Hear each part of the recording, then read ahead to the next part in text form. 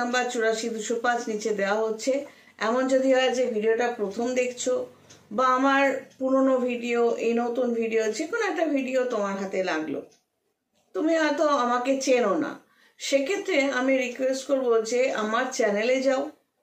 সেখানে গিয়ে চ্যানেলে কি করে যাবে, এই ভিডিওর নিচে দেখো কে লোগোটা আছে, কে লোগোটা দিয়ে ক্লিক করলে আমার চ্যানেলে পৌঁছলে। এবার সিস্টেমেটিক্যালি দেখার জন্য তোমাকে ওই কে লোগো আর ওপরে ভিডিও অপশান, এগুলো এটা ক্লিক করে করে তোমাকে পুরো চ্যানেলটা সামনে আনতে হবে, যেখানে তুমি দেখতে পাবে আমার এই কারেন্ট ভিডিওগুলো ওপরের দিকে, আর যত স্ক্রল করে নিচে যাবে সব পুরনো ভিডিও, যেখানে আমার শাড়ি পরা দেখবে, আমার কাস্টমারদের সাথে কথা বলছি দেখবে। তো ফ্রি কনসালটেন্সি আমি অনেকদিন ধরে শুরু করেছি, সেটা বলছিও। ফ্রি কনসালটেন্সি পেতে গেলে কি করতে হবে সেই ভিডিওটা দেখে আমাকে ডেটাবেসটা পাঠিয়ে রাখবে। আমি যখন সময় পাবো তোমার কোয়েশ্চেনের অ্যান্সারটা আমি বলবো, কল করে জেনে নাও। এটা গেল ফ্রি কনসালটেন্সি। আর পুরোনো ভিডিওর সাথে আমার ভিডিওর এতটাই পার্থক্য, যেহেতু আমার এখন 55 ইয়ার্স, মানে 55 বছর বয়স, তো সেটা আমি কিন্তু কিছু মাখি না, যাই না দেখে বুঝতে পারছো কিনা। ফিল্টার করে যে বিশাল একটা কিছু করা সেরকমও কিছু আশা করি নয়, বুঝতে পারবে, দেখে হয়তো বুঝতে পারবে তোমরা। তো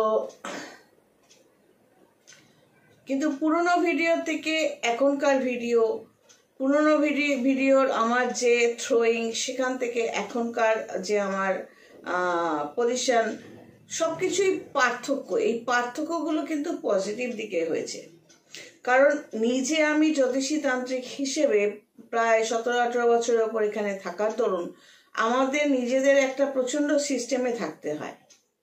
এই সিস্টেমগুলো কি সেটা না হয় আবার অন্য কোনো ভিডিওতে বলবো। আচ্ছা, ছোট্ট করে বলে দিই, যেমন আমাদের খাওয়া দাওয়াটা মেনটেন করা, চলন বলন, কথাবার্তা, এগুলো প্র্যাকটিস করা, এবং আমাদের যে রেগুলার জব করা, ভগবানের নাম গান করা, এগুলো আমাদের বাধ্যতামূলক। ওই আছে না অনেক জুয়া খেলা থেকে শুরু করে এমন অনেক অ্যাক্টিভিটিস, যেগুলো নেগেটিভ অ্যাক্টিভিটিস বলা হয়, খাওয়া দাওয়া থেকে শুরু করে, সেগুলোর মধ্যে কিন্তু আমরা থাকি না। কিন্তু পরিষ্কার পরিচ্ছন্ন থাকা, রেগুলার বেসিসে মেনটেন করা নিজেকে, তাই বলে মেকআপ করছি বসে বসে সেরম না। দেখে বুঝতে পারছো কিনা জানি না, ম্যাক্সিমাম আমি কাজলটা দিই, নাহলে নর্মালি শুধু লিপস্টিকটাই দিই, আর কিছু কিন্তু আমার স্কিনে নেই। এই যে গ্লো, বা অনেকেই জিজ্ঞেস করো এত গ্ল্যামার, ব্যাপারটা কিছু না। তুমি যখন অর্গানগুলো, ভেতরের অর্গানগুলো সিস্টেমেটিক্যালি রাখবে এবং ঠিকঠাক মতো চলবে, সবকিছু মেনটেন করে চলবে, তখন তোমার মধ্যে কিন্তু অটোমেটিক্যালি একটা গ্লো এমনিই আসবে। কন্টিনিউয়াস জাঙ্ক ফুড খেয়ে যাওয়া, কন্টিনিউয়াস স্পাইসি খাওয়া, এই জিনিসগুলো কিন্তু ভেতরের জিনিস, অর্গানগুলোকে নষ্ট করে দেয়। তো যাই হোক, এগুলো তো এমনিতে হয় না, এটা আজকের সাবজেক্ট নয়। তো খাবার দাবারের ব্যাপারটা একটু সাবজেক্টের মধ্যে পড়ছে।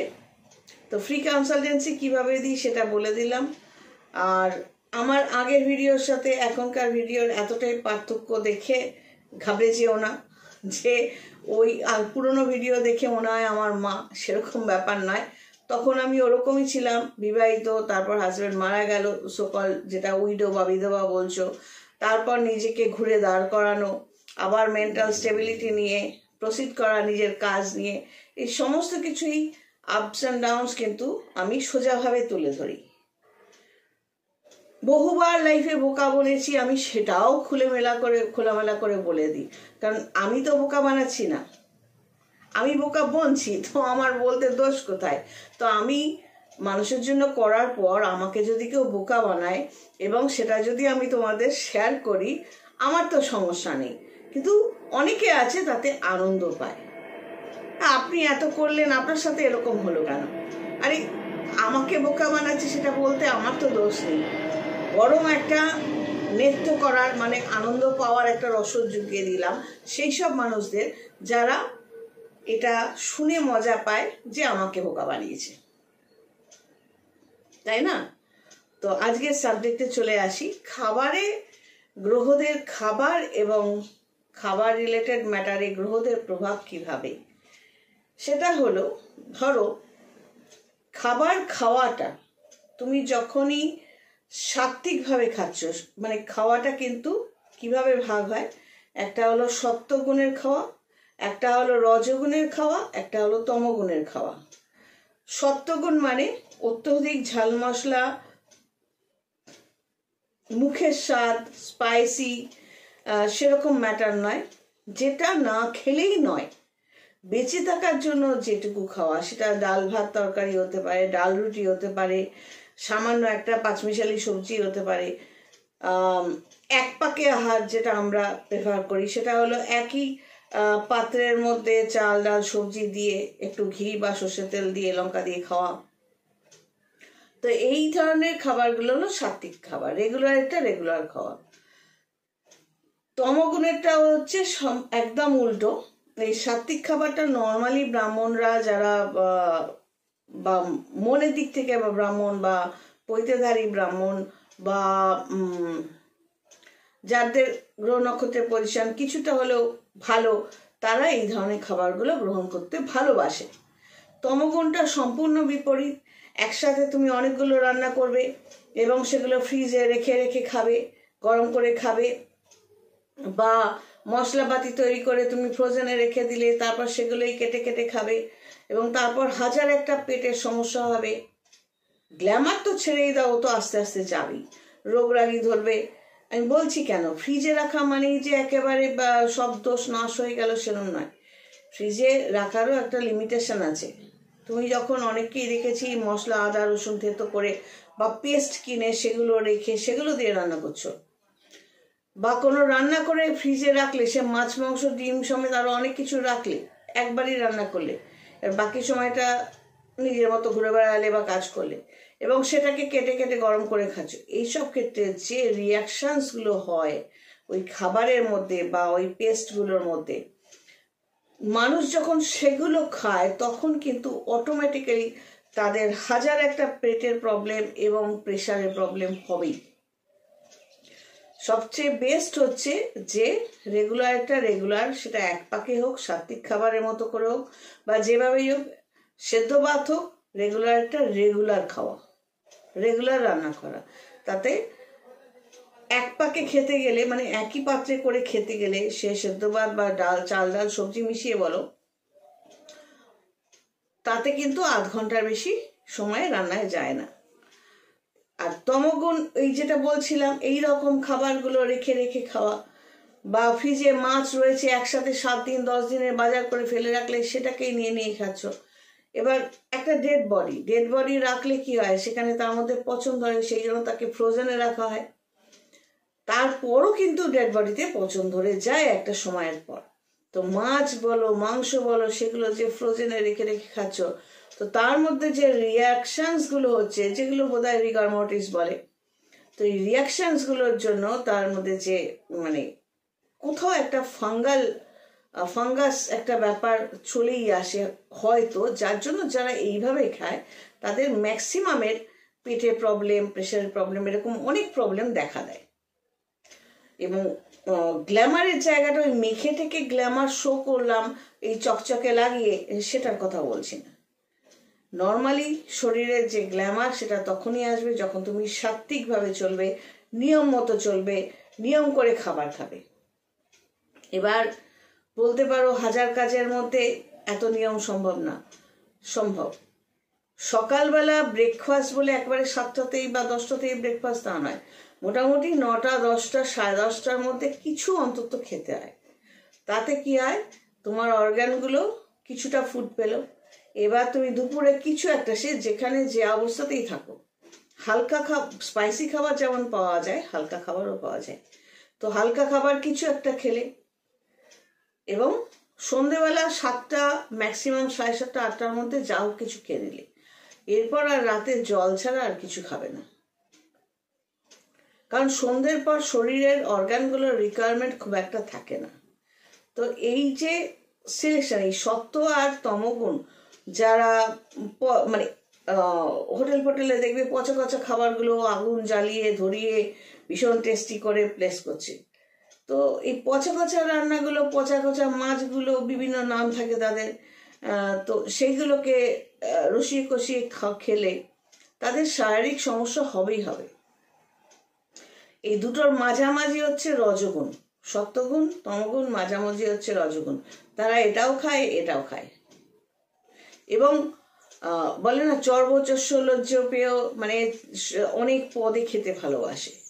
তো তারা না এদিকের না বলে না এই ঘাটের না ওই ঘাটের। তো সবচেয়ে বেস্ট তোমার স্কিন, তোমার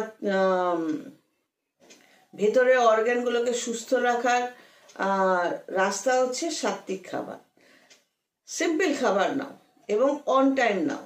এবার অনেকের ক্ষেত্রে, আমারও যেমন ছোটবেলায় ভিটামিনসের ব্যাপারগুলো অভাব ছিল বলে এখনো আমাকে ভিটামিন জাতীয় জিনিস, যেন ক্যালসিয়াম, ম্যাগনেসিয়াম, পটাশিয়াম এটসেট্রা যা যা লাগে ডাক্তাররা বুঝে দেন সেগুলোই খাই। আদার্স কিন্তু প্রেশার টেশারের প্রবলেম আমার নেই। এই নিয়ম করে চলার মানে আমার অর্গানগুলোকে আমি নিয়মে চালাচ্ছি। এইগুলো হলো যখন সপ্তগুণে খাবার খাচ্ছ, তখন হচ্ছে বৃহস্পতির কোথাও না কোথাও একটা ভালো প্রভাব তোমার উপর আছে, শনির প্রভাব কোথাও না কোথাও ভালো আছে। যখন তমগুণের খাবার তুমি বেশি পছন্দ করছো, ওই রেখে খাওয়া, পচা খাবার খাওয়া, তার মানে শনি বা বৃহস্পতির নেগেটিভ দৃষ্টি তোমার উপর অবশ্যই আছে। রজগুণ মানে মাঝামাঝি। এছাড়াও আরো অনেক গ্রহেরও প্রভাব থাকে। তো ম্যাক্সিমাম ক্ষেত্রে যে গ্রহগুলোকে নিয়ে আমরা আলোচনা করি, বৃহস্পতি শনি, তার প্রভাবটা বললাম। এইবার বিহেভিয়ার, ব্যবহার। যখন তুমি ধরো টেবিলে বসে খাচ্ছ, অনেকে দেখবে খেতে খেতে এটো হাতে একে তাকে দিচ্ছে, একেবারে নিয়ে বসছে না। আর এমনও দেখা যায় ধরো হাঁড়িতে ভাত আছে, কাচিয়ে খ্যারেং খ্যারেং খ্যারেং খ্যারেং করে কাচিয়ে এক জায়গায় জড়ো করলো খাওয়া দাওয়ার পর, তারপর সেই ভাতটাই বা কারোকে দিচ্ছে। বা খেতে খেতে নিজের তরকারি বেঁচে গেল, সেই থালার থেকে নিয়ে তরকারিটা আর কারো খাওয়ার জন্য রাখছে। বা সে কামড় দিয়ে খেলো, এটা করলো, তারপর সেই খাবারটা তার পছন্দের কারোকে খাবারটা দিয়ে দিচ্ছে খাওয়ার জন্য। অথচ সেই ব্যক্তি যদি একে ঠিক একইভাবে এটো খাবারটা দেয়, সে কিন্তু খাবে না। সে জানে সে কেন খাবে না, সে অন্যায় করছে। তখন সে বলবে আমার পেট ভরে গেছে, আমি আর খাবো না। না না আমি খাবোই না, সে নেবেই না। কারণ সে জানে যে এইটা তার, সে বদমাইশি করে। তার কাছের লোক যাকে সে সকল ভালোবাসে বা তার পরিচিত, তাকেও সে তার এটো খাবারটা খাইয়ে মানসিক শান্তি পায়। তো এই ম্যাটারগুলো যখন আসে, সেখানেও কিন্তু পজিটিভ বৃহস্পতি, নেগেটিভ বৃহস্পতি, এগুলোর এবং পজিটিভ শনি, নেগেটিভ শনির কার্যকারিতা থাকে। ম্যাক্সিমাম ক্ষেত্রে এই মানুষগুলো যারা এগুলো করে, তাদের বৃহস্পতি শনি খারাপ থাকবেই থাকবে। এবং খুব স্বাভাবিকভাবেই তাদের চেহারায় একটা প্রভাব, আমি যেহেতু ফেস রিডার, আমি জানি চেহারায় প্রভাবটা কিভাবে দেখা যায়। এই নেগেটিভ বৃহস্পতি, নেগেটিভ শনির প্রভাব মানুষকে ইনডাইরেক্টলি অপমান করে তারা মানে মানসিক শান্তি পায়। এটা এক ধরনের ইনসানিটিও বলা যায়। কারণ তুমি তোমার এটো খাবারটা সে পাতের থেকে তুলে নিয়ে বলো, আমার ব্যক্তিগত লাইফেও এরকম দেখেছি, সে খাওয়াটা বেঁচে গেল, সেই তরকারিটা নিয়ে আমার খাওয়ার জন্য রেখে দিল, দেখেছি আমি। তো বা কেউ খাচ্ছে, খেতে খেতে এটো খাবারটা আরেকজনের পাতে দিয়ে দিল। সে ভাবছে সে ভালোবেসে দিচ্ছে, কিন্তু তার মগজে এটা ঢুকছে না যে সে যদি সেম ভাবে এটো খাবারটা দেয়, এই মানুষটা কিন্তু খাবে না। এটো হাতেই সে কেউ খাবার দিয়ে দিচ্ছে, বা কোনো খাবার কাছে কাছে মানে ঘ্যাট করে রেখে দিল, সেটাও অন্য কেউ খাবে। এই যে নিম্নমানের মানসিকতা, যখনই কোনো মানুষের মধ্যে নিম্নমানের মানসিকতা আসে, এবং সবচেয়ে বড় কথা বলি, অনেক হোটেলে, অনেক খাবার জায়গায় কাস্টমারের জন্য আমি নিজেও দেখেছি, পচা খচা জিনিসগুলো সাজিয়ে গুছিয়ে এমনভাবে ঝোল টোল দিয়ে এমনভাবে রাখে যেন উপরে দেখে মনে হবে টাটকা। যখন তুমি পাতে নেবে তখন বুঝতে পারবে এটা আগের রাতে করা ছিল, বা তারও আগের রাতে স্টোর করা ছিল, সেটাকে নতুন ঝোল বা গ্রেভি বা তরকারির মধ্যে দিয়ে ফ্রেশ করে সে সার্ভ করছে, তখন তার প্রতি কিন্তু একটা ঘেন্না চলে আসে। তো এই ক্যাটাগরির মানুষগুলো কিন্তু ওই নেগেটিভ বৃহস্পতি এবং নেগেটিভ শনির আন্ডারেই পড়ে।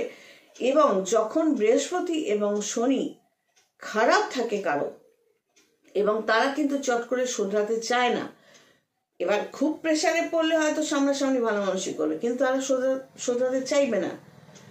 এবং পরবর্তীকালে বৃহস্পতি শনি খারাপ থাকলে যে যে রোগগুলো হওয়ার কথা, তারা কিন্তু সেই রোগগুলো ফেস করেই করে।